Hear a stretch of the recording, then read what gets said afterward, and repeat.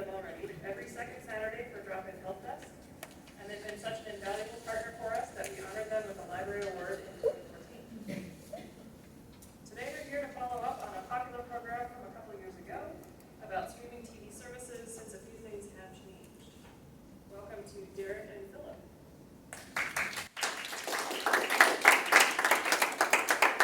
Nice to see a decent crowd here on a little steamy October day. We thought it would be this warm in October, but that's Chicago for us.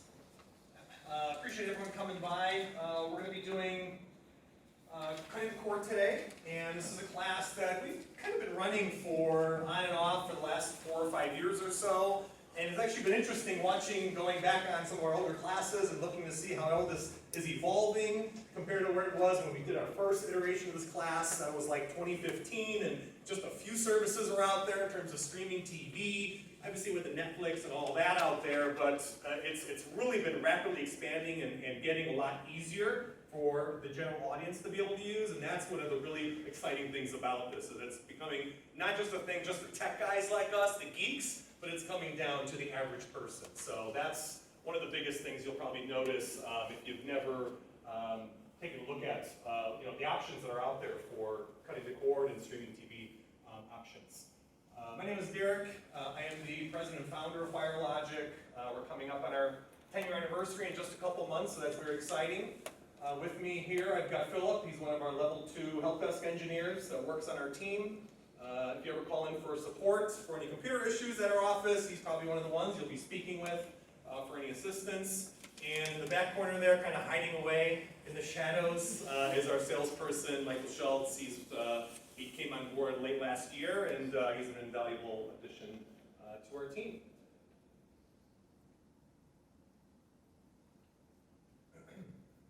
So sort of the way that we're going to handle the class today, I see it like a 3-part process. We're going to go over kind of what I consider the initial meat and potatoes of, is streaming an option that you should be looking at? We're going to go over some of the pros and cons of why would you want to stay with cable TV or traditional over-the-air TV, or why would this be a good option for you? Because again, there's a lot of people that jump into this not looking at some of those prerequisites and then have a bad experience and then never try it again. So I want to make sure that if you're diving 2 feet forward into this, that you know what you're getting into, know some of the basics, some of the generalities, and really what it takes to have a good time with these streaming options. In the middle, we're going to kind of go over the different services, the different categories of services that are out there. There's so much to choose from. On our little agenda document, I dedicated a whole second page on the back to comparing all the different options, both for a la carte services and for the streaming TV services. And this list keeps growing every time we do this class. So we feel that giving you guys a chart like this to be able to look at this at a glance, because again, it can be a little overwhelming for a lot of people. And then at the end, we're going to dedicate a little bit of time to showing off some of the devices that we use at our company, in our own homes for personal day-to-day usage. We've got a game console to show off. The streaming works on that. Philip brought in the Chromecast. We're also going to show off the Fire TV from Amazon. So a little bit of all over the price range and price scale, and we'll kind of go over, again, pros and cons of why you'd want to go with a certain device over another. Just so we can keep our time on track today, I will ask, I know in the past I've allowed people to ask questions as we go along, just because it derails things. Jot your questions down somewhere on the agenda sheet, and I'm going to try to dedicate about 10 minutes, 15 minutes maybe, for Q&A at the end. So anything burning that comes up, just keep the hand down. I'll get to you at the end, and we'll make sure I get all the questions answered, and we'll knock that out.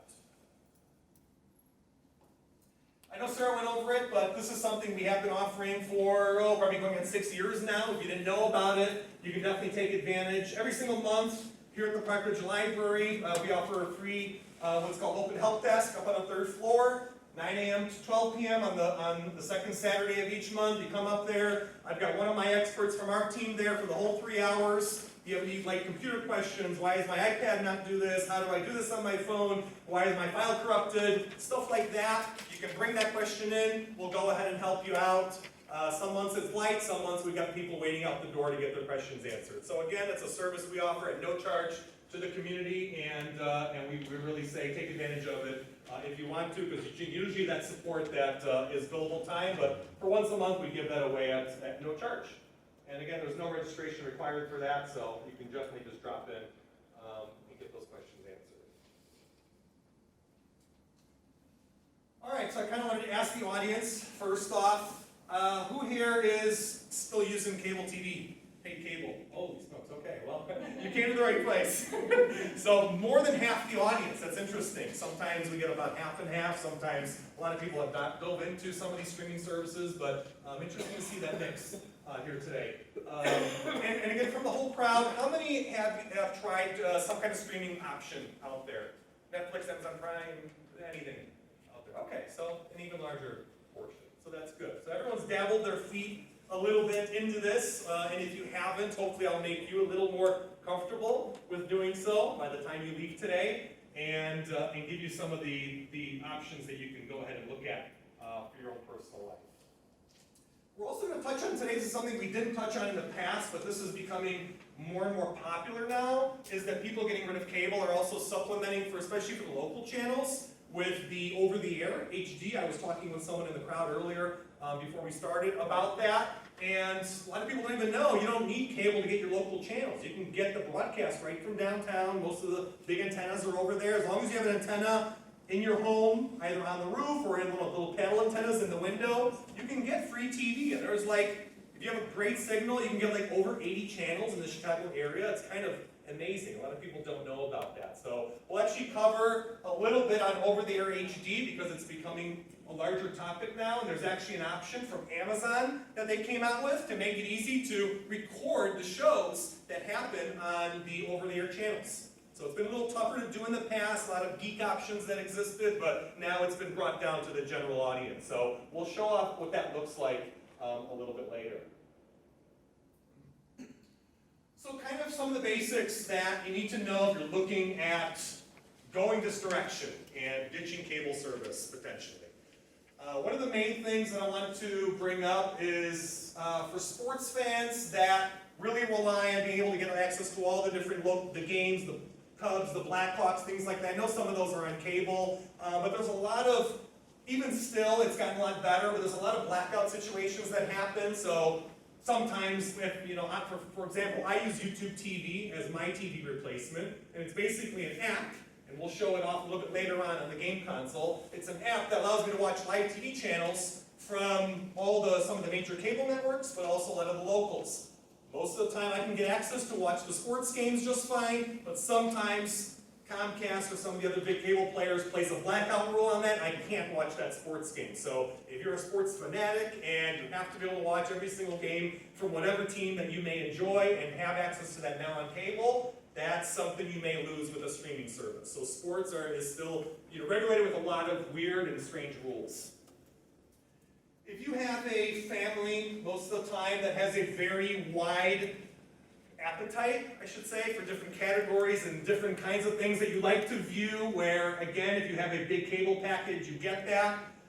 Again, when it comes to streaming, you may need to line up a lot of different services to be able to stack all those things that you want to watch, whether it be the sitcoms or sports or some of the comedy channels or HGTV and home improvement shows. Again, one of the areas that cable TV has the streaming options still a leg up on them is in that they offer a very large variety under a single price point, whereas with streaming, you may have to stack 2 apps, 3 apps together, and sometimes it doesn't come out to be cheaper than what you're paying for cable. So again, I wanted to be very transparent about that because it's not always a money saver. Usually it is, but not always. And again, I mentioned a little bit of this. If you want all of the locals, you're going to have a better time on that with either over-the-air HD or with the cable package, because again, these streaming services are just starting to get to the point where they're able to offer all those different local channels. So you're going to have to investigate and see if you can't live without PBS, if you can't live without NBC or CBS, whatever it may be, you need to just make sure that whatever service you're trialing has those different channels available. Another thing that I want to mention, this is something that we get a lot of calls about for people that dive into streaming and say, I'm going to cut cable off and go with this, and sometimes they do it prematurely because they don't have the strongest network in their home to be able to do that. If you're going to go this route, remember that everything now relies on what kind of Wi-Fi or hardline internet signal you have going to those various devices. So keep in mind where you may have the main broadcast in your home, whether that's a combo modem router like most people have from Comcast or AT&T. If you're using that, you want to make sure that that signal is clean and gets to all the different places where you're going to rely on either streaming boxes or TVs or whatever you're going to be viewing on to make sure you've got that good coverage in the home. Because if you don't, that's when you're going to have a situation where you're going to be dealing with a problem called buffering, where it's choppy, start, stop on your videos that you're watching or TV channels. So again, streaming is great if you have a good network in the home. Generally, the larger the home you have, more than about 3,000 or 3,200 square feet, you're going to need some kind of a Wi-Fi system that is able to boost that signal beyond just that little box that Comcast or AT&T gave you. So keep that in mind, because again, we get a lot of calls to come out to these homes where someone said, hey, I'm doing streaming now, I had no idea my Wi-Fi was so weak or internet was so weak in this area or that area, and that's when they suffer and they start to really have sour grapes about streaming. So you really want to make sure that that's covered before you do anything with jumping into these streaming services. In general, when you can, you should be using a hardline internet service. You don't want to be using like a hotspot from T-Mobile or Verizon, things of that nature. I'll do questions at the end, if that's okay. Oh no, I just want to add something. Oh. If somebody wants to know, they could do speed test on the app or something to see how good Yeah, the so Wi-Fi is. perfect thing to bring up. Yeah, you can go ahead on your phone or your computer. You can go ahead and download what's called the speed test app right from that app store, and you can go to whatever part of the home where you're going to be using it, run a test on there. In general, I tell people if you want to do streaming at the what's called high quality, that usually you want to be seeing a download speed of at least 25 megabits per second, Mbps. As long as you're getting 25 down, that's enough to watch Netflix 4K, and that we consider the gold standard for doing streaming these days. So that's the bare minimum you want to see on a test like that, okay? Thank you. So don't be using the hotspots from like the Verizon or T-Mobile. I know some people have asked me about that before. The problem is streaming high quality video uses a lot of pipeline. You go through a lot of data. You will be eating through your connection very quickly, and it's going to become cost prohibitive to keep doing that. So definitely hardline internet that goes to the home is the way to do good streaming these days. If you can, and you get like your modem or router from Comcast or AT&T, buy your TV, buy your set-top box, whatever you're using to connect to video services with, hardline it when you can. Not to say you can't do Wi-Fi, but Wi-Fi congestion these days is so heavy. We have so many homes so close together, so many Wi-Fi devices that are trying to use airspace. Wi-Fi airspace is very dirty these days, so it's a lot better if you can hardline your connection with a little cable, and I can show you what that looks like at the end during Q&A if you're interested in seeing what that is. Usually it's included in the box with these devices for you.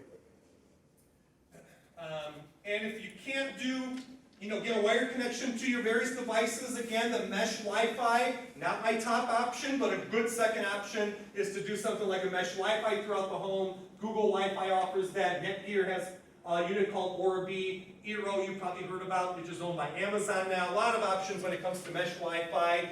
Again, these are systems that allow you to boost that signal and get that to be very good throughout the home instead of just having that one little box that broadcasts a decent signal. Okay? So some of the nuances about the services in terms of streaming options. Most of the paid apps that you can get are considered cross-platform. Netflix, Amazon Prime, all that. You can use them across different devices. The days of them being limited to just one single device or ecosystem, other than things like the Google Play Store for Google devices or Apple Store for Apple devices, most of that's starting to travel now across the different device types that are out there. One thing I mentioned earlier, there is nothing that's going to give you everything. So if you like the stuff on Netflix, you like live TV, there is nothing yet that's going to give you everything under the sun. You are going to have to do some service and application stacking to make this work properly. Okay, that's one of the things that you really need to be mindful of before diving into this. There's a lot of shows, a lot more shows now that are becoming service specific, like Netflix has dedicated and exclusive shows. Amazon Prime has it. Apple TV is launching their Plus TV Plus service in about a month or so, Philip, right? Yeah. And that's going to have its own exclusive. So again, we've got some segmentation going on in terms of if you like this, you have to get this certain app to be able to watch that. And that's just the reality of the landscape, unfortunately. You will need a subscription to these different services for most of them except for YouTube, which you can watch freely without any kind of account. Usually the way they limit for how many people can use an account at a given time is by the number of concurrent streams that you can use. So it's a slightly technical term that means, hey, if I have 4 kids in the home and all of them want to watch a different show on a device or a TV, I need to be able to account for how many streams that is going to be in a real world setting. So Netflix, I think, by default caps you at what, like 3 or 4 streams on an account? The cheapest plan is 1, the highest plan is 4. Okay, so those are the different service levels. And again, each different platform out there has a different number that they give you for different price points that you're willing to pay for that service. One of the nice things about these services is that almost all of them offer a free trial. So instead of just saying I'm going to have to make a choice and decide on 1 or 2 or 3 different services, you can trial them all and see which ones you like, see which ones have the channels or the content or shows that you want to watch, and you can go ahead and give it a try, 14 days, 30 days, whatever it may be, and see if you like it. If you don't, dump it. If you love it, just keep on. You can go ahead and turn on a paid account with them for it. And the last thing on this slide I'll mention is that you go shopping for a TV and you hear all this thing about smart TVs with all these smart apps, right? They're all so smart. Well, in reality, they're not that smart. The reason I don't like recommending these smart TVs, not to say that the screens themselves, the TVs themselves, aren't great. They're fine. As a TV, I use it just as a TV. I wouldn't go shopping and buy a TV set based on the smart apps that come built into that TV. And the reason I say that is one big thing. The TV life cycle on the marketplace is 3, 4, 5 months until a new model comes out. That means every manufacturer is supporting dozens of models every year, which means they can't dedicate enough engineers to keep those applications updated for those various sets as they get older. So if you buy a smart TV today, you may see that those smart apps work for 12, 18 months, maybe 2 years at most, but after that you're going to start seeing problems with the apps not being updated, and as the providers like Netflix and Amazon say, hey, you got to have the newest version to watch my stuff, those TVs are not going to get all those updates after that time period. So that's why I tell everyone, usually our policy at FireLogic is to say, buy a TV to watch TV, buy a set-top box or streaming stick or game console to watch the content you want to watch. You'll have a better experience over a longer time span without having to worry about when is my app going to get killed off. Okay? So again, some of the key takeaways for jumping into this cord-cutting path is that you have to have a little bit of a mix of hardware and services, whether that means your network between the different streaming devices you may want to use, and the different services that you have to stack on top of each other. It goes without saying as well that, again, if you're used to that cable TV, I plug in that set-top box from Chromecast, I turn it on, and everything's given to me under the sun with that one single box and call it Comcast. We're not there yet when it comes to streaming. So again, a little patience and a little bit of hand-holding is what you're going to have to, be expecting when it comes to these things. So, one of the things I say all the time is streaming is a little bit of a Wild West. We've gotten very far compared to where it started, but it's still a little bit, it's got some rough edges. So we'll show off what those look like as we go on today.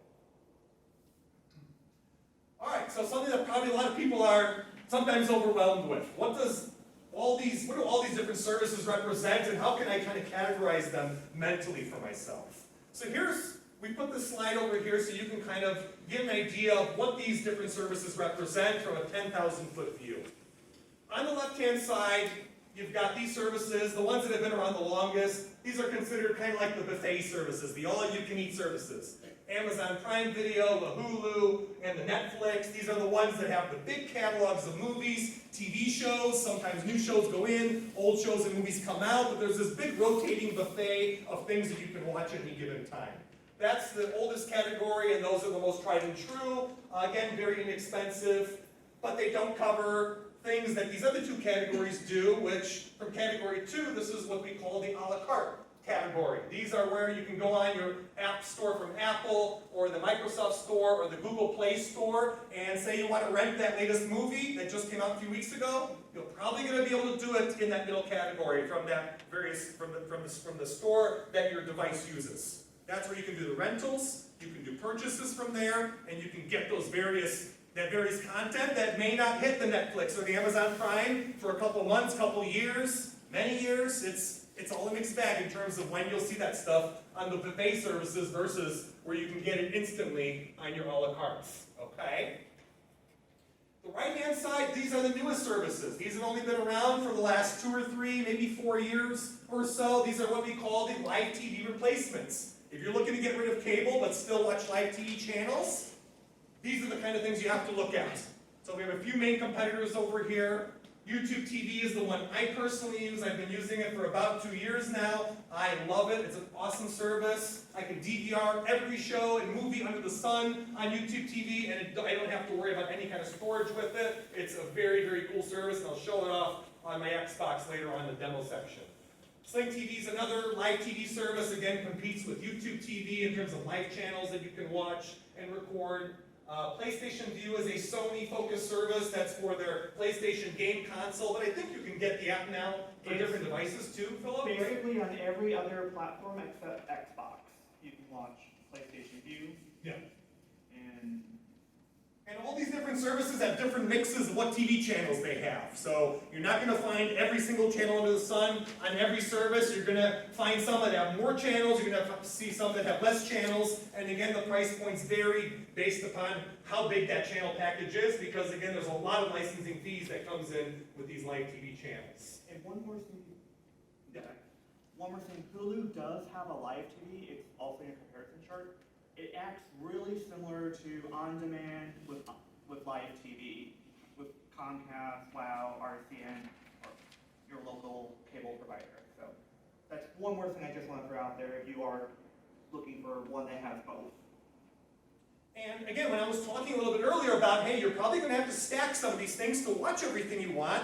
For example, well, here's what I have to do. I use YouTube TV for my live TV and my recording of my live shows as they're broadcast. Sometimes I'm going on to Google Play to go ahead and rent movies, new movies that I can't get on Netflix. So I have Netflix where I can watch old, TV episodes that are on there, movies and things that are in that collection. But not everything I can get from Google Play is available on Netflix. So again, that's my stacking routine. YouTube, Google Play, Netflix, and then for some stuff, even Prime Video. I use Amazon Prime Video to watch some other movies that even Netflix doesn't have. So, for me, it's a 4-application ecosystem in terms of what I'm stacking. But if you ask my different staff members, even on my team, everyone's doing different stacks of different services for themselves. So, like I said, unfortunately, we still have to do that. It probably is going to be that way for the foreseeable future. But again, that's kind of how you have to think of this: is what kind of content categories am I interested in, and where am I going to have to go to be able to get that kind of content? Okay.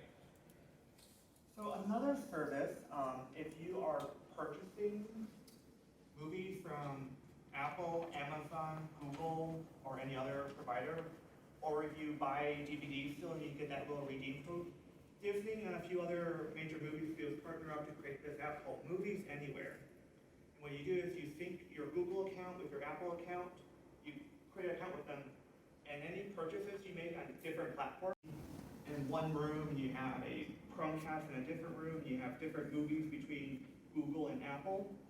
Movies Anywhere will allow you to sync up. So it's really useful. The only downside is not all the movie studios are backing it, so not all of them will be available, but the majority of them, it's really even nice. Even if you order movies or buy movies through Comcast Xfinity service, you can even sync those up to this service as well. Yeah, so this is actually a recent development. We actually added this slide in today. It's not even on the agenda sheet because I was just talking about it with Philip, and I'm like, hey, this sounds really interesting. I didn't even hear about this Movies Anywhere, but this kind of seems like the first step of breaking down those barriers of, hey, I'm only buying an Apple or I'm only buying a Google store. I'm really hoping that this becomes that universal standard of saying, hey, you can buy wherever you want those movies and shows, but you can then watch them on whatever you want because of this Movies Anywhere effort between the different studios. So again, it's not available for all movies, not available across all studios, but this is the closest we've seen recently in terms of making these things universal for that purchasing audience.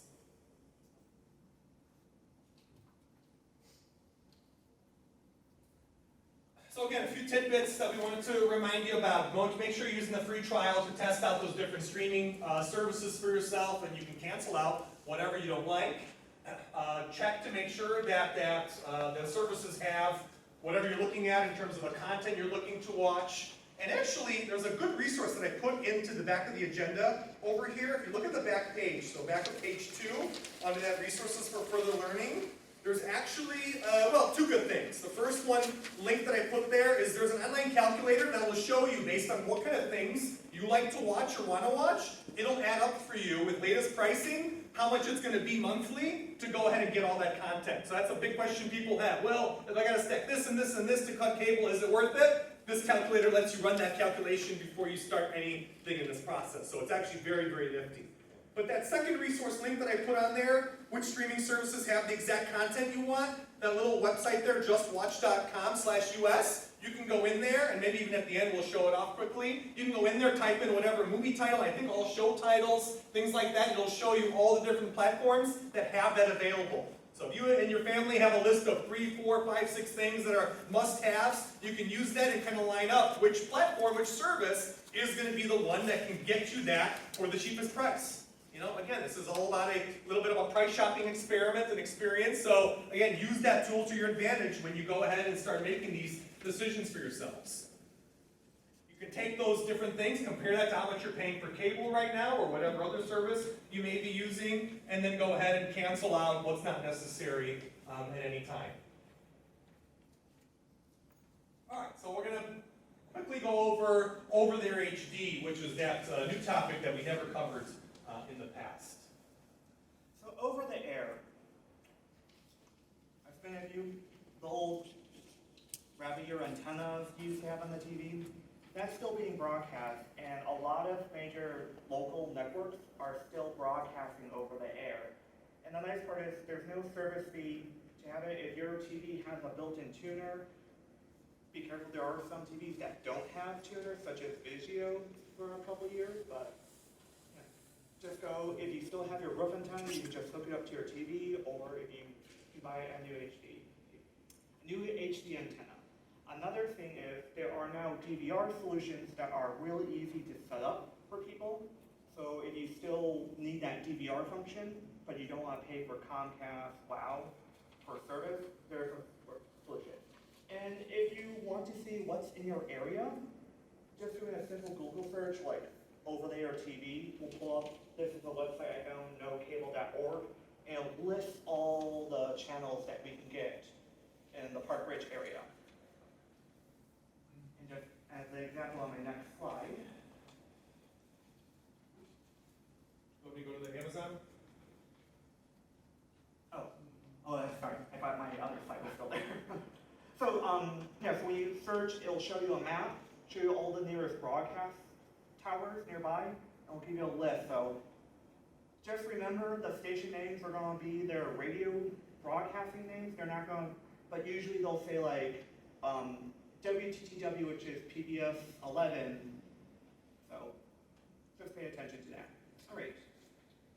And a few other quick things about over the air.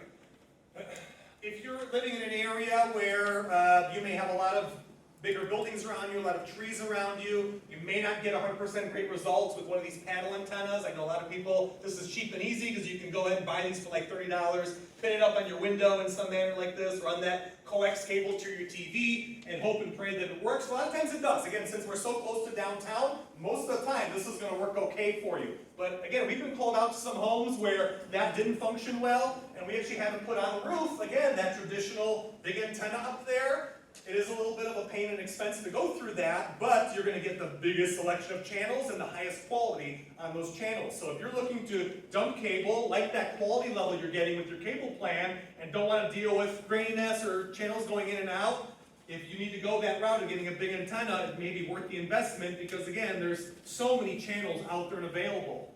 Compared to how it used to be when the channels used to just be playing 2, 5, 7, 9, 11, all that, it's kind of funny now that they all went digital, all of those channels have sub-channels. So you have 7-1, 7-2, 9-1, 9-2, et cetera, so the main big players out there, the local broadcasters, all have sub-channels on all their different main broadcasts. So you've got, the main ABC, you've got cooking channel ABC, you've got main PBS, you've got foreign PBS, so it's really nice. It may not replicate what you're getting on cable in terms of 500 channels, but for getting 80 plus channels for free from last count that I made on my mom's TV, that's pretty darn good for the investment of a simple HD antenna, and we can even layer that on with a DVR solution, a digital video recorder, where you can actually record shows right off that HD signal. And actually, Philip, why don't we dive into the Fire recast, since we're talking about over the air right now. So Amazon last year came out with a new device that they call FireLogic. It's a black box that you can buy, and you can hook it up to your HD antenna. It will provide DVR service and live TV service for Amazon's Fire TV products. If you have an Echo Show or ever use an Echo Show, it can also provide live feed to that. And you can also install the Fire app and watch TV on the go off your phone and tablet.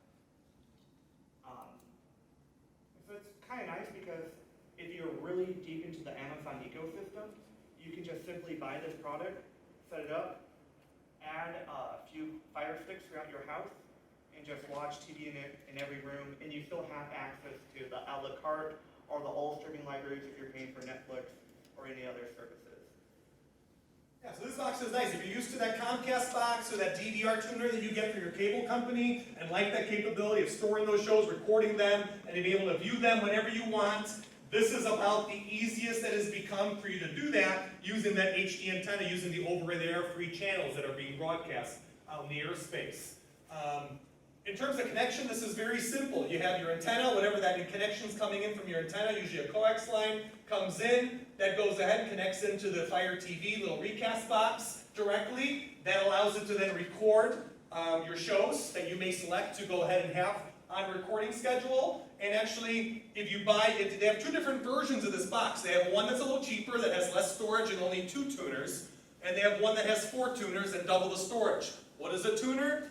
Every single thing you want to record at a given time needs a tuner for itself. So if you're recording the news and you're recording the sports game at the same time, that's 2 tuners. If you want to add on to record a sitcom or Seinfeld on top of that at the same time, you need 3 tuners. If the kids want to record SpongeBob at the same time, that's 4 tuners.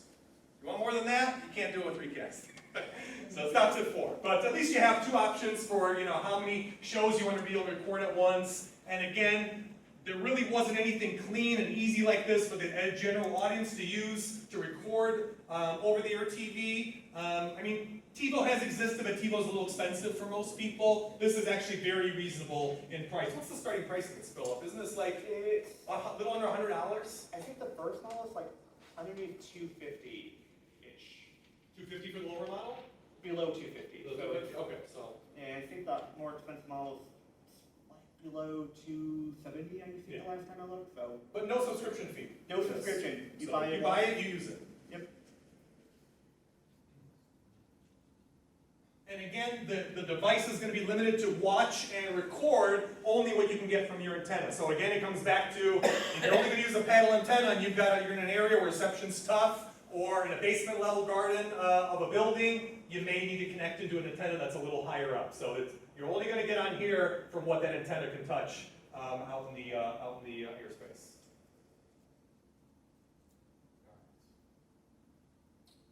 All right. Devices. All right.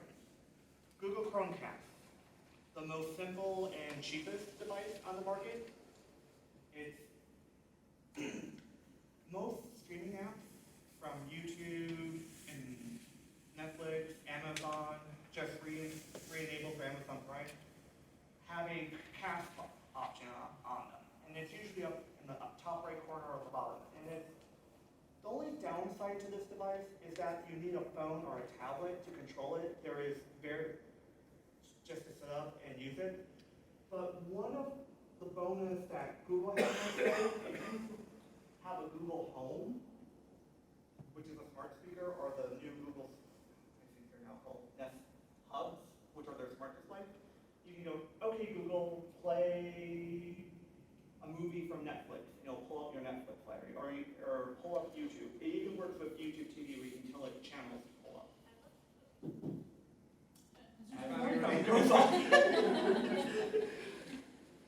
Yeah, but another nice thing is, since it is a wireless streaming dongle, you can also cast your as Netflix loads on my phone.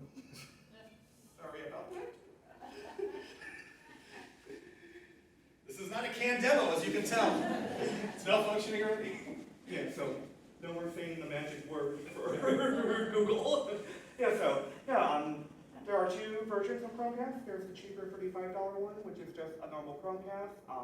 Then they have what they call their Chromecast Ultra, which is their 4K streaming device. And the major difference between the two is the Ultra can output 4K, HDR, and all the fancy stuff. It also has an option on the power cable to plug in a hardwired connection. Yeah, and if you're curious what this thing looks like, we actually have one right here. Can I unplug it really quick? Yep. We're live, so. So this is all it is. This little device over here. This is from our conference room. I got one on every TV in our office.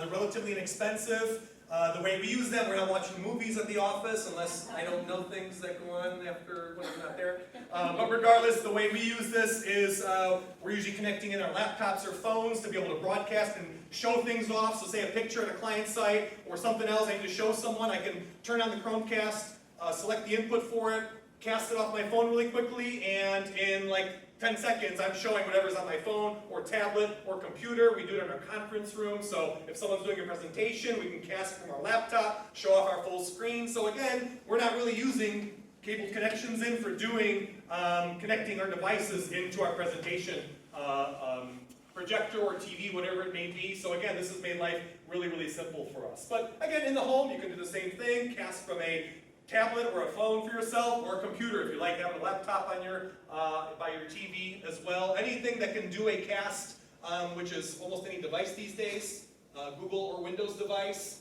you can use a Chromecast for. Yes? So if I'm understanding correctly, it makes your TV a smart TV by having this? Yes. Okay. So this is the lowest end thing that can make your TV a smart TV, give you the capability to use the apps that are on your phone or tablet on your TV and watch pretty much everything. I don't think anything's restricted to casting anymore, is it? Maybe some stuff? Specific, anything that has special protection Okay. content, so anything that has DRM, which is digital right management, so that's the only thing that's restricted still. But most of the big stuff, the Netflix, the YouTube, all the main stuff most people are going to be using 90+% of the time, you can cast to, as they all have cast options. So we're going to demo off what a cast looks like once we get into demos here shortly. Basically, that's the Wi-Fi connection to the TV. Yes.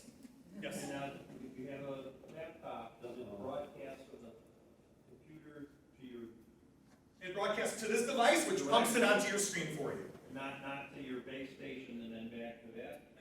Well, it does go back to the base station because it's over Wi-Fi. So it's all a Wi-Fi connection. Wi-Fi's poor in a week. Your connection's going to be poor in a week from your tablet or phone to your Chromecast device. So again, strong Wi-Fi is a really big trend in terms of all these things. And just one more thing to add on, if your phone dies while it's casting something, Chromecast will talk to Amazon, Netflix, Google servers, and once it starts that stream, if your phone dies or gets disconnected, it'll still continue broadcasting. The phone just becomes a remote for the device. So, What do you have your Chromecast plugged into? HDMI switch. Basically a box that allows us to connect in multiple things to go onto the one single projector. For our Apple users, if you're big into the Apple ecosystem or if you have an iPhone, the one device that we recommend is the Apple TV 4K. You'll have access to any of Apple's services. Apple also has what they call AirPlay to stream their stuff from your phone to the Apple TV. And AirPlay is slowly rolling out to some other devices, but this is just nice option if you're a big Apple user. Another nice thing is it does have a voice remote, so you can ask Siri questions, ask it to play content, and also get updates. Yeah, so if you're tied in with Apple, use an iPad, use a Mac, use an iPhone as well, and you're very much invested in that Apple ecosystem, the Apple TV might be your natural best bet in terms of a device that's going to be your streaming set-top box for your TV. Not to say you can't do it by having a Roku or something else in the Google side of the ecosystem, but if you want the cleanest experience, Apple TV is naturally going to be what you should be looking at. And plus, if you plot a lot of iTunes content, is another reason why you would go with an Apple TV over the other services, other boxes. Yeah, and these boxes cost around $200 to get your foot in the door with. And again, we're a month away. Apple's launching their streaming service called Apple TV Plus, and that's going to be what, $5, $6 a month? It's $4.99, family plan included. If you buy a new Apple device, they give you 1 year for free. So if you're looking to buy a new iPhone in the next month or two, you can try out their service for free for a year, I believe is what I read. Next is Amazon Fire TV. Amazon has a few different devices. I just have the normal Fire Stick with us. Nice part is, if you're a big Amazon shopper or into Amazon's ecosystem, if you're already paying for Amazon Prime, which is that, I think, $120 a year service, they include Amazon Prime. This device is nice because it has Alexa, so if you're used to using the Amazon Echo ecosystem, you can actually use both an Echo to talk to the remote, and also comes with its own remote, which also has Alexa built into it, so you can ask it to watch content, updates, weather, news, etc. And the difference is, one is just normal HD, 4K, and the last one on the right is a Echo and a Fire Stick integrated together. So you can shout across the room, Alexa, turn on TV, and it will turn on the TV and control your TV for you. It also still comes with a remote too. Yeah, the Fire TV Stick, we have one of them over here. We're actually going to demo how it looks, how the interface is. Fire TV Stick is nice because, again, unlike the Chromecast, which, as Philip was mentioning, relies on you pumping something to it from a phone, from a laptop, from a tablet, the Fire Stick is kind of self-contained. It has its own apps. It can run without any kind of companion device. So, again, a little more expensive, but a little bit more capable.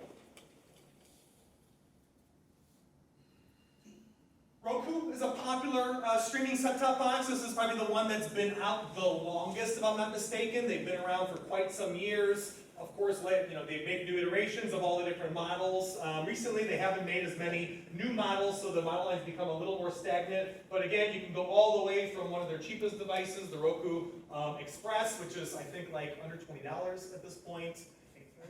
All the way up to, again, increasing in terms of quality, what you can get, all the HD, the 4K, and the different enhancements, and it goes up all the way up to the Ultra, for someone that really wants the highest fidelity, best performance, the Ultra is probably what you're going to be looking at. We tend to recommend the Ultra quite a bit to clients as well. And they also make TVs now. This is relatively recent, in the last year and a half or so, if I'm not mistaken. But there are TVs now that have built-in Roku capability. So pretty much a Roku box built into the TV itself. And even though I said that rule of smart TVs, I usually don't shop for them, this is the one exception to that. If you were to get a Roku TV, that is going to get updates for quite some time. So that is the exception to the rule that we talked about a little earlier. Who's the brand, Philip, that makes Roku TV? Is that TCL? Yeah, it was That makes TCL. It's one of the inexpensive brands that I think Walmart sells. And there might be one at Best Buy and a few other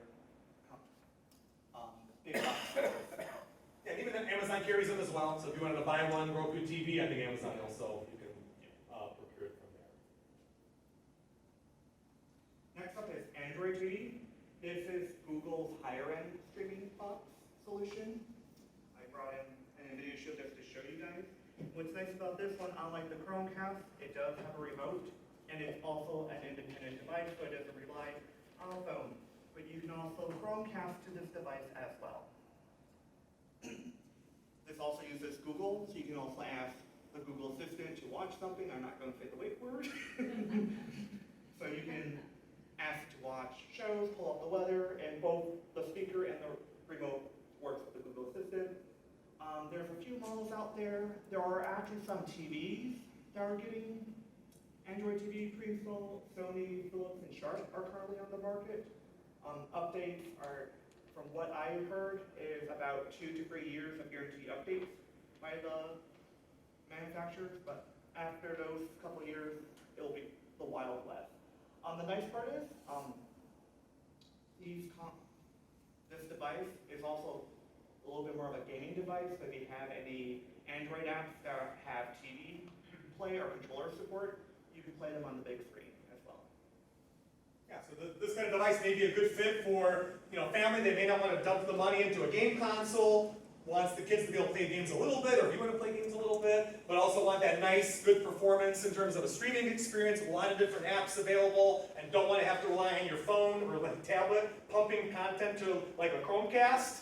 This is a good middle ground as well for someone like that, where you might not, want to kind of go in the middle of the road for yourself. The top end of the category, we're going to show off as well today. Goes without saying, these are, something like an Xbox or a PlayStation. A lot of people think, oh, it's just, I buy that just to play games, and that's not true. These are like the beefiest set-top boxes that money can buy. And the reason being is that, again, they have very powerful processors, graphics quality and audio quality are all very top-notch on these kind of devices. So if you have one, a lot of people already have one in the home, you already have the best streaming box that you can buy. So you may want to take a look at that if you're looking to try out some of these services, because both the Xbox and the PlayStation boxes, both of them have access to all the main apps. They're all updated on a very frequent basis for both the platforms.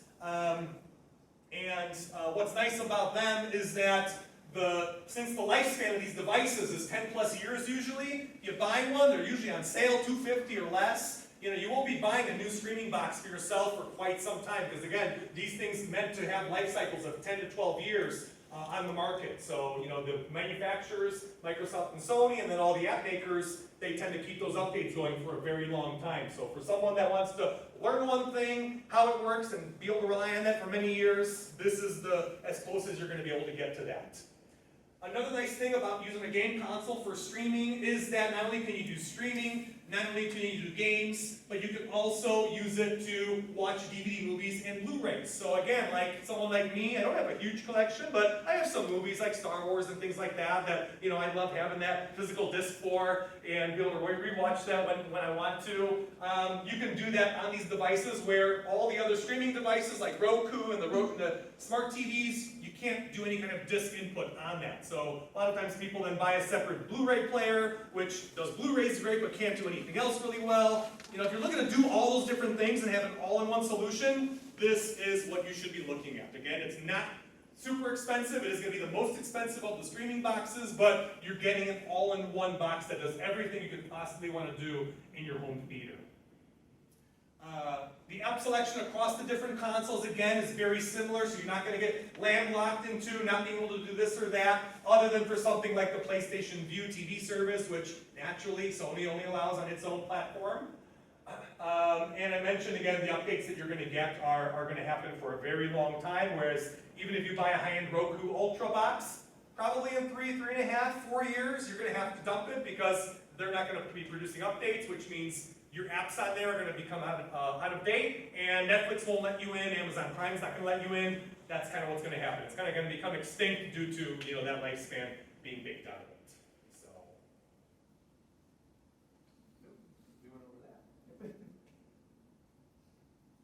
Phil, you want to go over kind of what we're using? So I did a quick survey of the team and kind of got what we use for our home entertainment streaming service. Netflix and just normal YouTube are our top use cases at work. We have a few people on Amazon Prime and a few other services, Hulu, YouTube TV, and CBS All Access. There's only about 1 or 2 people who have access to it. But just to kind of show you that we do have mixed services that we use in our life. All right, now to the fun stuff. We're going to show off 3 different devices, possibly a 4th if we have time and we're doing okay on the clock. We're going to start off, we're going to show off the Google Chromecast, which again is our cheapest option for doing streaming, most accessible. So we'll show off what some of the main things that are the benefits of a Chromecast device. We're going to move into then showing off what that Fire TV can do. So that's kind of the middle of the road option that is a little bit more expensive than Chromecast. And we'll finish off by showing off what a game console looks like and YouTube TV. I know a few people want to see that. We'll show what YouTube TV looks like in terms of a service. So, cool. We want to switch over maybe to the Chromecast. Great, so Chromecast. So the nice part about Chromecast, once you get it connected to your Wi-Fi, it'll pull in photos. So if you use Google Photos to back up your photos, you can actually sync your photos up to the Chromecast. If you leave your TV on after a while, it kind of will do this nice little screen saver to filter for your photos. So the one thing, so I pull up YouTube and play a random puppy husky video. So hopefully this will cast correctly. So Guess what we're doing today? Today, guys, it's it's streaming. just a fun little short I love video the device. of the dogs. It's still The streaming. dogs. And you can pause it from the tablet. So this is kind of nice if you just want an easy to use device. Once you get it set up, have your phone out, have your tablet out, connect to it, and many of the apps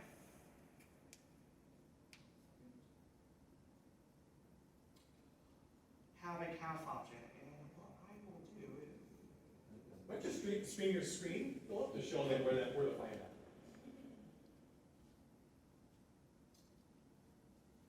casting or display can be glitchy sometimes, just so you know. So if it doesn't work on the first try, just try again.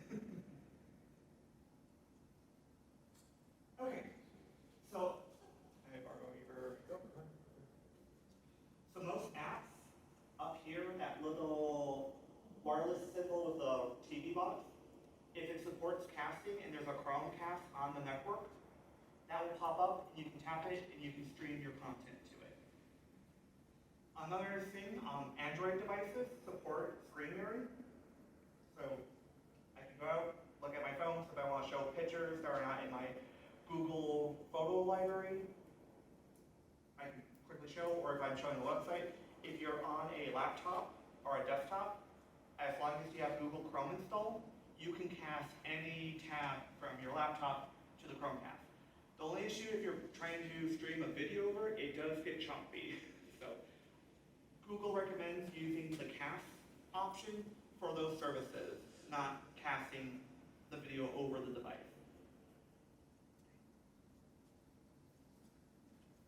So again, Chromecast is very inexpensive, and one of the biggest downsides that you'll notice is that it always needs to depend on some kind of device that's pumping content to it. So if you have a family and dad's going to sit down and start casting the movie to the Chromecast and everyone's watching it, if that person leaves the home, drives away, that phone disconnects from the Wi-Fi, guess what?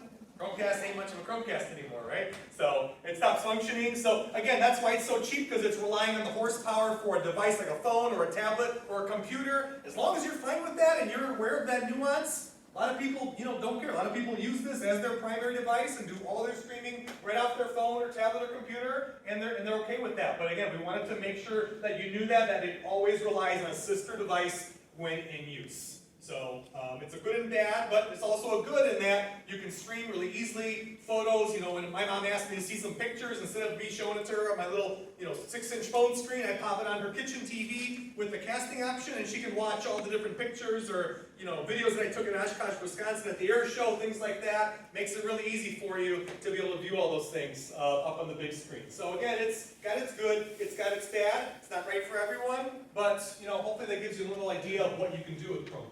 And one last thing, again, if you have a smart speaker, you can go, hey Google. Sorry, I'm so used to doing, so you can say word Google to wake it up, and you can say like, show me pictures from this past weekend. If anything that's still stored up in Google service, will pull up. Play certain shows, listen to music.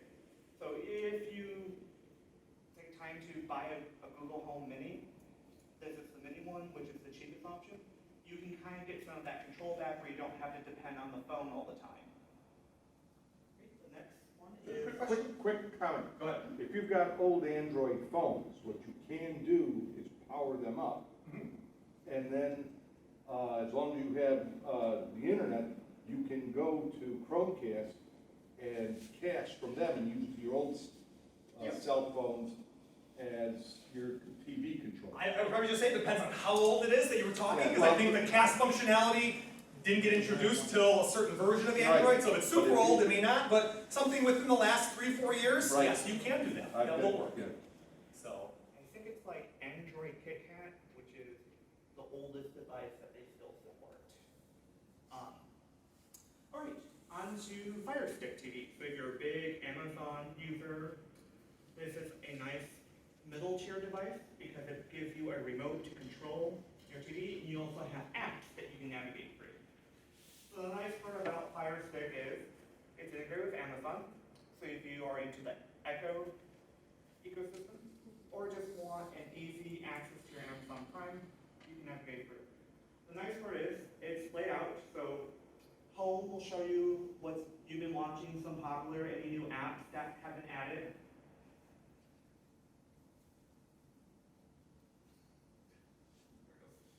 Sometimes it's a little bit slow to wake up the room. Live TV, if you have a Fire Recast, this is where it'll pop up, and any other streaming service. Your videos, if you're paying for Prime movies, this is will pop up, anything you have access. This is just a general movie search, TV shows, and other apps. This is, again, a nice little mid-tier device. Another powerful thing is it uses Alexa, so I can ask, what's on my calendar? Your next 4 events are: tomorrow at 8:30 a.m. there's Get to Work. At 7 p.m. there's Workout. On Thursday, October 3rd at 8. Alexa, stop. So, again, it's something nice and easy to use, and if you have an Echo in your house, you can say, Alexa, play so-and-so on Fire TV. So it's a nice little device. And another thing is, just to also demonstrate Movies Anywhere, open Movies Anywhere. Here's Movies Anywhere.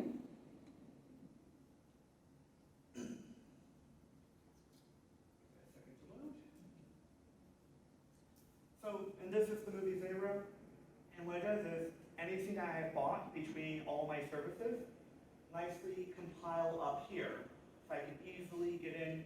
And the nice part is Movies Anywhere, I think gives you about 7 free movies to just watch for free. So it's kind of nice, and if you are still buying DVDs and you have those little redeem codes that download the free online version, just take that, go to your preferred Google Play, Apple TV, etc., and just download it.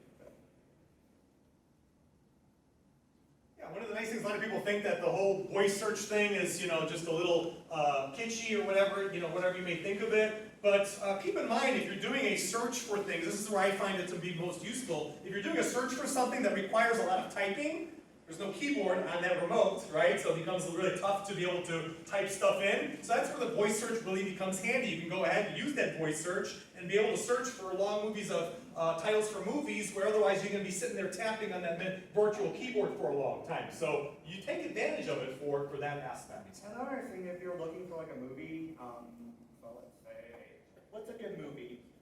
I'm taking all these suggestions. Mamma Mia. Mamma Mia. Mamma Mia. So we'll pull up where I can actually watch it. So if I click on it, they also show a nice little preview. So tell me what services I can use to watch it. So if I had HBO, I could watch it directly from HBO. I can buy it from Amazon for $15. I can also click on more ways to watch, which then will tell me other services. So that's another nice thing about the Amazon Fire Stick is, even though it's going to try to push you towards Amazon services, they do have where they will allow you to connect your Netflix and everything else to kind of search, so you're not just buying Amazon focus. And that's useful because, again, you can then go ahead and do a search for a given movie, and you might at first glance think that, hey, I have to purchase that movie for $10. If you connect all those different accounts to there, use that search functionality, that's where you can then see, hey, oh, by the way, it's free on Amazon Prime Video, or it's free on Netflix, and I had no idea. So, again, very useful to be able to use that, whereas otherwise some other services may just say, hey, you can only buy it from us for this amount, but won't tell you what other service may have that video and no extra charge. So, and Philip, can't you also do music? You do music on this too, right? Yeah, so Amazon Music Library is on there. You have Pandora, I believe Apple Music, Spotify, all the major big streaming music services have apps for Amazon Fire. So you can say, Alexa, play something, and it'll play music. If you have a playlist that you custom made, you can tell it to play your playlist. So it's kind of nice if you want to have something on front. And some music apps also support lyrics of the song, so you can listen to music, have it on your TV, and you're singing along with the lyrics or read the lyrics.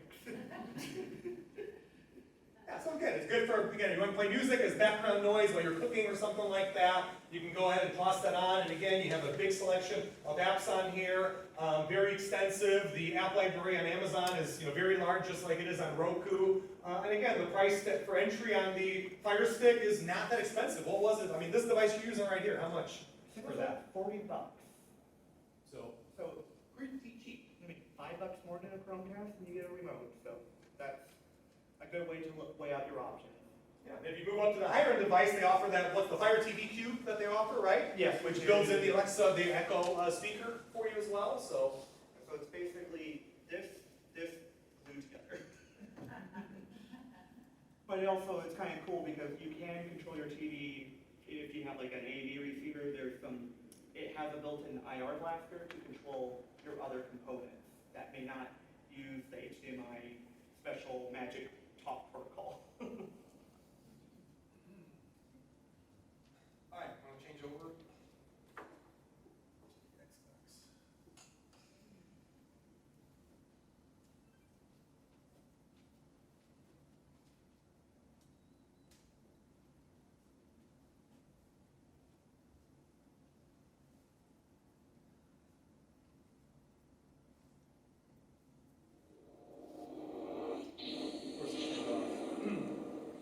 So again, if you already have one of these in the home or bought one for your kids, as I mentioned earlier, you have the best streaming box that you can already buy.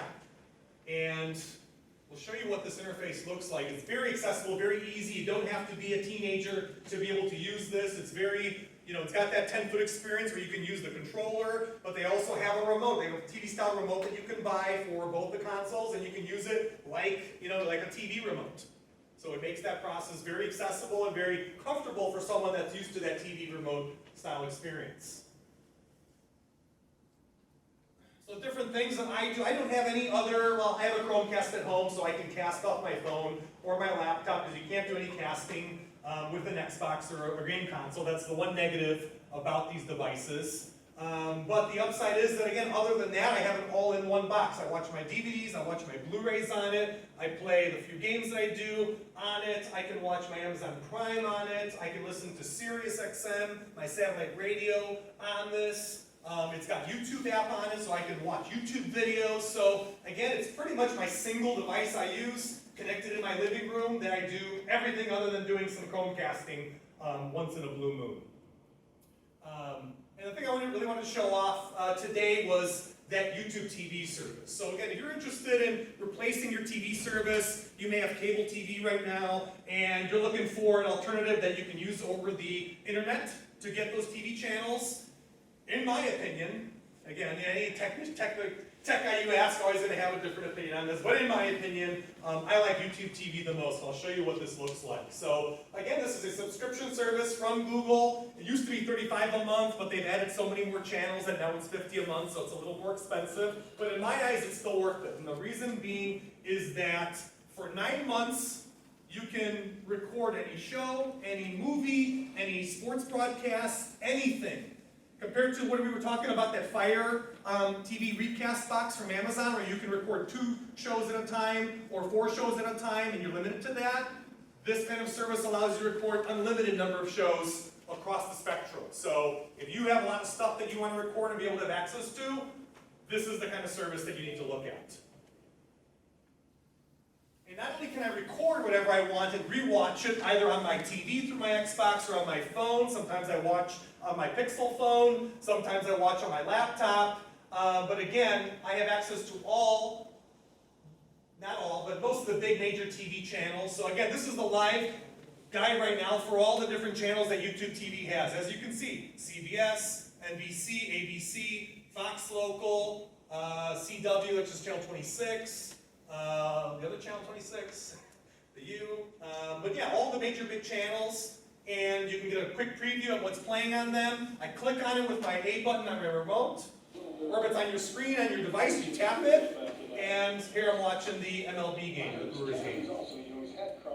And the quality on this is very good. Again, as long as you have decent internet and have a device that is able to get a connection that's pretty good, the quality on this is pretty darn high. It matches, in my opinion, what you get on your good cable set-top boxes. I can go ahead, I can pause it at any given time, and if it's a recorded item, I can skip through commercials, so I'll show you that. So say, for example, my favorite show, Seinfeld. You play through an episode,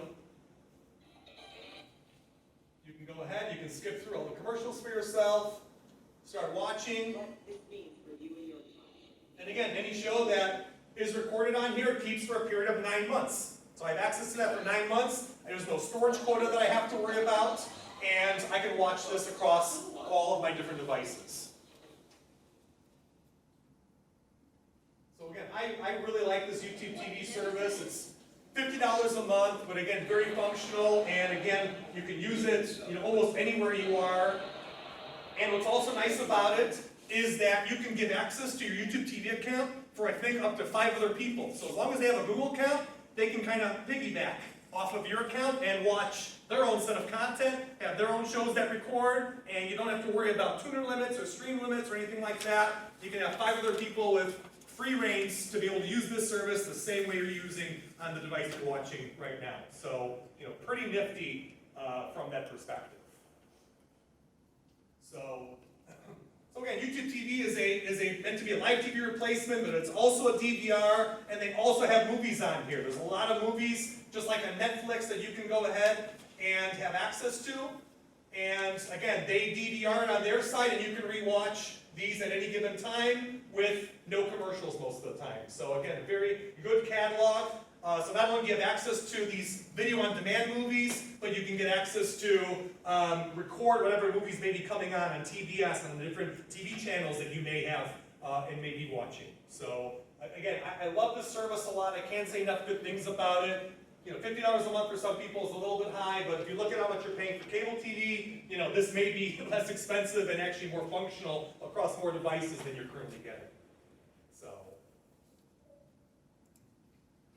Yeah, so that's the demo of the game console. Not really too much more that I want to show off on there. The YouTube TV was the big one. I can watch DVDs and Blu-rays and play games on there, and there's all kinds of different other apps that you have access to on there. So again, very similar to what you saw on the Fire TV side of things. I've got Hulu, I've got Netflix on there, so all the major stuff that you may be interested in. Anything else you want to add on this one, Philip? Nothing much. I mean, again, if you have children or if you have a game console, it's just a nice solution. And also, another good thing is, if you are attempting to try, use the game console just to try out a few of these services before, so you don't invest in buying a Fire Stick, buying a Chromecast, buying a Roku. So you can at least try them out on the TV and see how the interfaces work. Because again, the main thing is, you want to make sure when you cut over that it's easy and simple for you guys to use, because it's not always a clunky user interface can break a lot of people's experience. And I have used a few other platforms and I'm just like, nope. So. All right, we're going to open it up for Q&A. That's our demo section. Let's hear kind of things you're interested in learning about.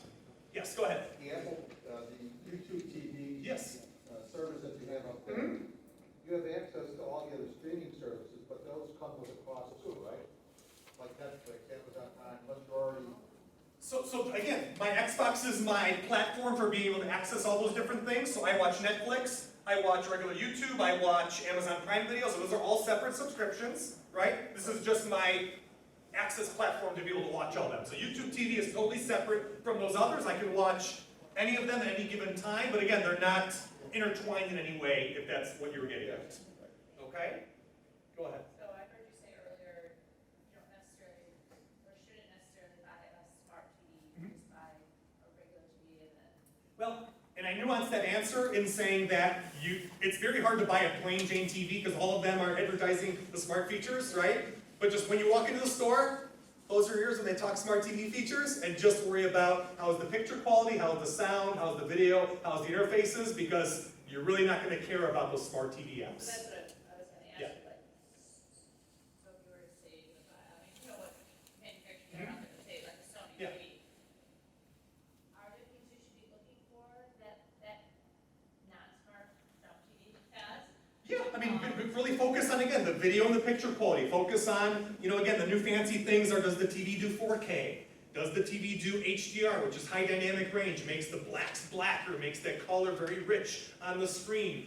If you want to spend a little bit more, get a little higher end TV, they have a feature called Full Array LED, which is the way that the screen gets lit from behind the scenes. The cheaper TVs that you find in the lower part of the price spectrum have edge lit, where you're only going to have lights on your borders. And in very black scenes, you're going to notice that there are bars of lights coming from your sides. If you get a full array LED TV, you're going to have a nice, clean, even lit background.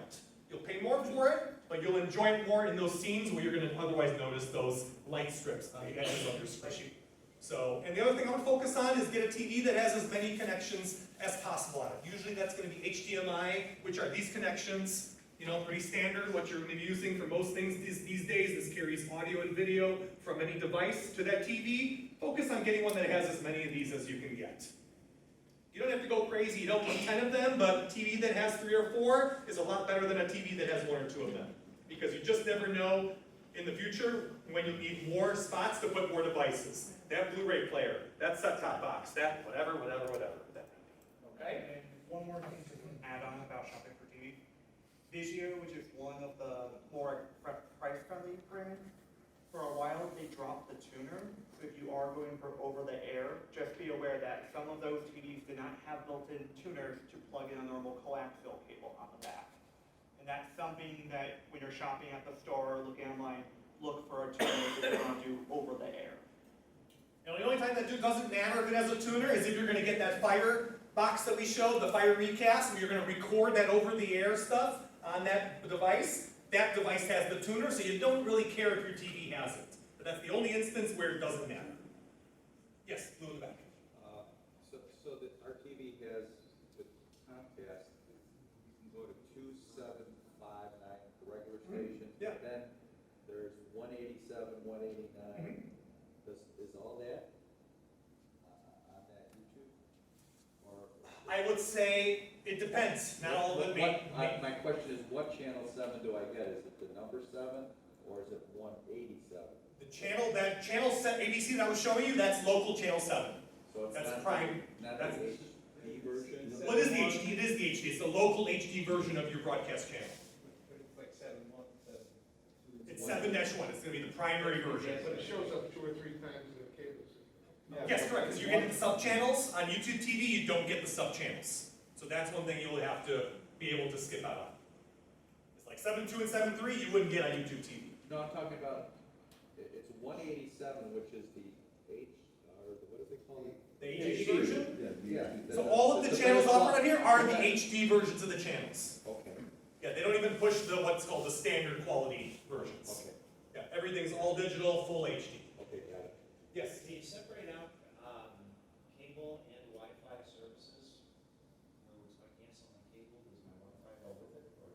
Or No, because cable TV is its own part of your subscription.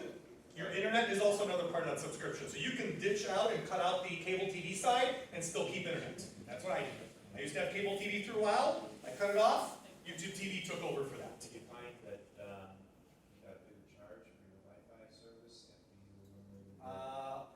I did not get a bigger charge on that, didn't change. I did, I had the same experience you had. They charge more for Wi-Fi once you give it your. Is that right? And your hard Yeah. drive.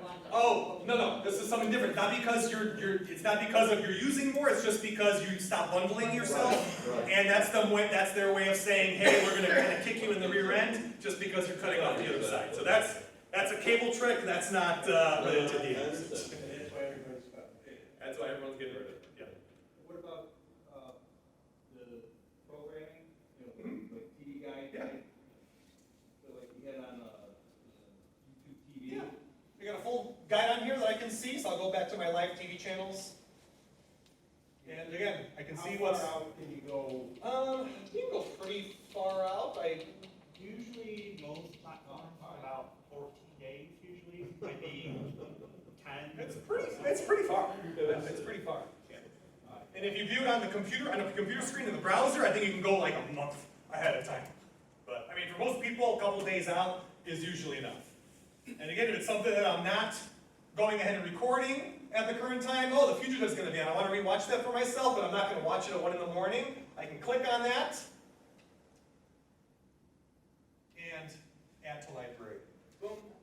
It's added, it'll record it when it plays on this channel at 1 a.m. on that date, and I can go in and I can rewatch that at any time for 9 months after it gets recorded. I love that. I just stack stuff up, and when I have some free time, I watch whatever I want to watch from all my list of recordings. Can you show the So, library? Huh? Can you show the library? yeah. Yeah, so it goes ahead and adds all the different things that you may have on recordings. So I got my Bears and Blackhawks games on here. I already have those on recording at all times. Can't miss those. And again, if I wanted to rewatch the last game that they had, we can go ahead, play that, jump right in, past commercials. So again, my friends come over, we do a little grilling. I got my 115-inch projector screen at my condo, and we watch Bears and Blackhawks games all the time. So it's great, and we watch it all through YouTube TV. It's very, very nice. Commercials come on, we go ahead, fast forward through them, and we keep watching. So it's very neat. All right, who else? Yes, in the back. Would you say through all these devices and apps that the only way to view the commercials is if they're recorded? Generally, that's the case. And you have to have the capability to fast forward through it.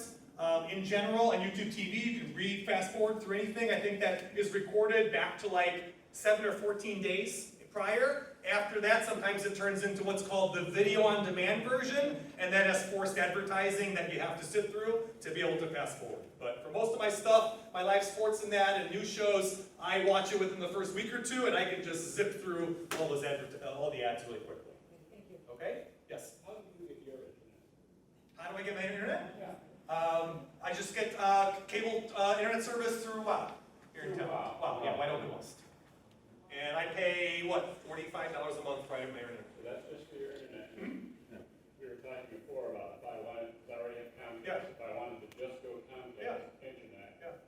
the concern would be, then they're gonna stick me for more because I'm not bundling anymore. Yeah, I mean, it depends. You gotta play the price game with all these different providers sometimes and see what it's gonna run. I've been with WOW after ditching Comcast, 6, 7 years ago, and my bill hasn't gone over 50 or $55 for that whole time. I didn't know So in how- general, WOW is a competitor to Comcast in town, and they're generally a little nicer about not hitting you in the rear end, about not doing the big bundles.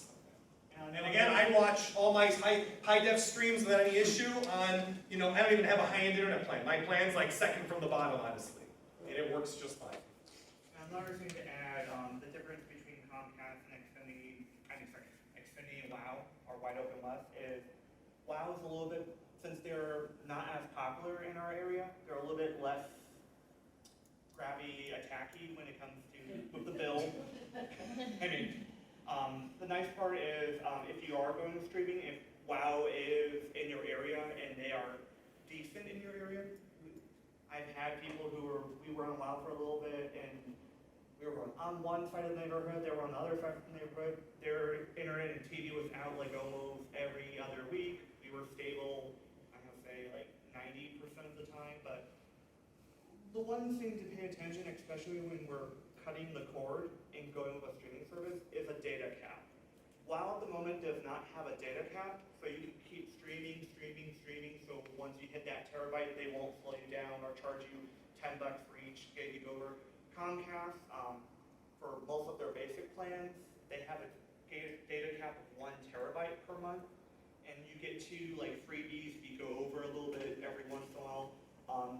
Then they charge you, I think, like $10 on your bill for ever X amount. You can upgrade to get unlimited, and I think their new Wi-Fi package for their all-in-one cable router modem, I think they're doing a promotion where you can get that with unlimited included, but just double check Chromecast and WoW. So. Yeah, and another good option for internet service as well, it used to be that AT&T was always the worst in terms of internet, but if you're in an area where you can get what's called their fiber, AT&T fiber internet service, that actually, to be honest, now is the best option out there, because fiber is pipelines that are over light instead of copper tubes and wiring, and that is the fastest out there. So again, that is the cleanest experience. Not every home in Park Ridge can get that yet, but a lot of homes can get access to that. And again, AT&T is pretty competitive on pricing for their AT&T fiber product. So again, WoW is a good option. Comcast is fine if you have Comcast, but look at AT&T fiber. They're now not junky like they used to be when they had the old DSL. That's really true. Go ahead. With that Xbox, Mm-hmm. very naive about this, but can you only use that like on one TV? I mean, you have 4 or 5 TVs in your house. Yes, you generally need one streaming device or box of some sort for every single TV you're going to use, and it doesn't matter if that's a game console or a Roku or a Chromecast. It's usually, am I wrong, Philip? It's usually one device for every TV, right? So every TV that you want to use one of these services, you need some type of device to stream to it. So, I mean, that's why a lot of times we like Chromecast, because it's the cheapest option. You plug 4 of them to all the TVs in your house, and now you have one in each room. You can easily label like guest bedroom, master bedroom, kids room. So it's a nice little option. And if you Can you use it in addition to, say, an Xbox? You have an Xbox Yes. with one TV, and you can use other course. things You on can the mix other and side? match. Because I've got Roku, I've got Comcast, I've got Chromecast, and mix and match. I always look for the best deal, and if it's a good deal, just buy it and put it on TV. A lot of homes, what they do, the main living room where you're going to watch the fanciest movies and all that with the family, get the more expensive box for yourself for that room, since that's going to be the premium experience. For the kids' rooms, for the basement TV that don't get used as much, your quality doesn't matter as much, get the Chromecast, get the Fire Stick, save a little bit of money. So again, mix and match based on where you need the more premium experience to where you need more of a fringe experience. For the kids, watching something once a month, a few times a week. So kind of gauge it based on that for yourself. Yes? Is the Netgear Orbi just a real powerful extender? No, so that's a mesh Wi-Fi system, and a mesh Wi-Fi system is like meant to be the evolution of a Wi-Fi extender, so it's, I'm not going to get into the technical specifics, but it basically rebroadcasts a clean signal at different points throughout the home. Whereas the Wi-Fi extender used to push a bad signal really, really far, these actually recreate fresh signals, like little flower pots in the home. And another thing with mesh networking, there are smarts behind it. So let's say your phone is closest to the one in the living room, and you move to the bedroom, and the closest one to the bedroom. Orbi, Google Wi-Fi, and everything else is going to automatically push your phone to the other mesh point. So you're not trying to hold on to that signal across the house, which is what Wi-Fi extenders tend to do. Because about 8 years ago, I had a Wi-Fi extender off my router, and I would be in my bedroom, connect fine, go downstairs, connect to the router. My phone is still talking to the extender near the bedroom, and it's just like, can't do anything, have to disconnect and reconnect. So that's the nice thing about mesh network. It has that where it pushes the devices between points. So you have to plug each one in around the house? Yes. Yeah, generally in 5-second overview, you plug in the different pods throughout the home into power. There's a one main set station, main base station that goes ahead and is like the brains of the network. You set it up on the phone app for that given device, and then all the other pods kind of talk and sync back to each other and say, hey, I'm in this part of the home, I'm in this part of the home, and they all are going to work in unison in terms of passing signal between each other. So it's a relatively simple setup in terms of what's required for them. So it made life a lot easier for them. And the apps are real simple. They'll walk you through. They'll even tell you, like, if you have one that's too far away, they'll say, hey, there's a problem. We recommend moving it closer. So it's really nice because my brother down at school has Google Wi-Fi for his apartment. So him and his roommate are sharing the Wi-Fi. So it's kind of nice because they're getting up-to-date reports. It's all managing back and forth. And the nice part is you don't need to worry about a wire connection between the two of them. They actually dedicate a wireless radio to talk back and forth. So. So like, how far apart can they be?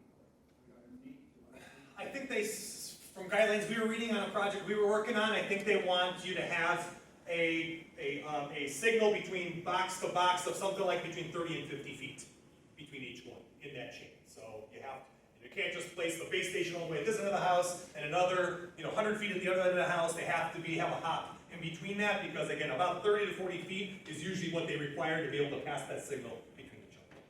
So, again, every home, different construction materials, et cetera, a little different, but that's the going rule. Yes? Who's got the best outdoor antennas, that you can hook up? And the other thing is, every TV in your house, if you cut the cable, you want local, and you're not gonna use YouTube TV, you're gonna have to have an antenna for each TV, right? That's not true. Antenna can be a shared connection. You can split off a single antenna connection. So you can split 5 signals? Or Yes. you can do. We have a family apartment building. I split one antenna for 12 apartments without any problem. I had to put a little booster on it, which was like $60, but it works fine. So you can do it. There's a hard cable all the way. Hard cable all the way, coax line all the way. Yeah, there's no other way to do it.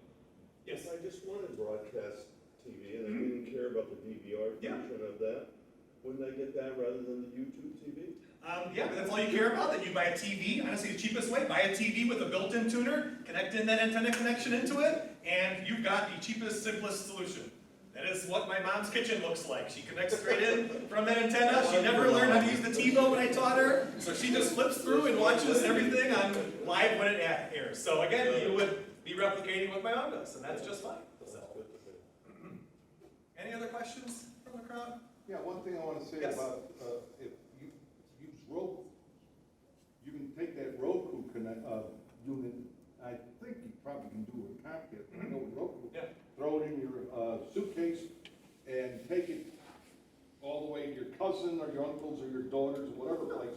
If you want to watch your own programs that you're used to, you can plug that Roku into their TV set and plug in your account, and you can get the programming that you're used to. All of the boxes we showed off today in demos can all be taken in a bag, and you can travel with them, and just fine. I was staying at my aunt's house for a little over a week. I took my Xbox with me. I did everything that I did at home without changing a thing. It just connected in, a video cable to the TV, and a power cord. So yes, all of these are portable that we showed off today. Okay? Anything else? All right. Thank you everyone for coming to class. Don't leave yet. Don't leave yet, because we got 3 bags to raffle off, okay? So. I didn't put my name in yet. Oh, well, if you didn't get your name in, you've got like 45 seconds to do so. Right here in the bin. You use the term screen mirroring? Yes. What's that? So screen mirroring, remember when he had the tablet and we were casting what Oh, the you tablet go like showed that, on the you screen? cast That's it. called a screen mirror, yeah. Now, same time, if you don't have good Wi-Fi, then,